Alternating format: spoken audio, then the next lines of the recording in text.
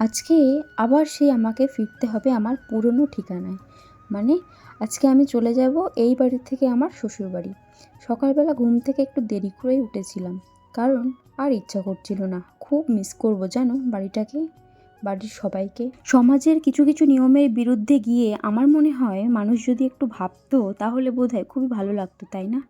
এই যে মেয়েরা বিয়ের পর শ্বশুরবাড়ি চলে যায়, ছেলেরা যদি বিয়ের পর শ্বশুরবাড়িতে এসে থাকতো, তাহলে কি মহাভারতটা অশুদ্ধ হয়ে যেত শুনি। আমি তো যাওয়ার আগে আসার ডেটটা ফিক্সড করে তারপরে যাই। আমার মনে হয় বেশি দিন থাকার থেকে অল্প দিন থাকাটাই ভালো, কারণ যত বেশি দিন থাকা হয় যাওয়ার সময় কষ্টটা ঠিক ততটাই হয়। পুরো বাড়ির মধ্যে যে ঘরটা একান্তই আমার ছিল, যে ঘরে আমি ছাড়া আর কারোর রাত চলতো না, যে ঘরের প্রত্যেকটা জিনিসে আমার নাম, যে ঘরের খাটে একবার এসে আমার ভাই যদি বসে চাদরটা একটু গুটিয়ে দিয়ে যেত তো ভাইয়ের সঙ্গে আমার মারাত্মক মারপিট লেগে যেত, যে ঘরের বালিশটা আমার, যে ঘরের চিরুনিটা আমার, যে ঘরের প্রত্যেকটা জিনিস আমার, সেই ঘরটাই এখন কেমন যেন আমার কাছে অচেনা অচেনা মনে হয়।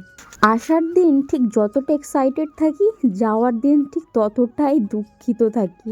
কেন জানি না প্রত্যেক বাড়ি এমন হয়, যখন একটু বেশি থাকি তখন তারও বেশি কেমন হয়। তো এবার থেকে ভাবছি আর বেশি দিন করে থাকবো না এসে।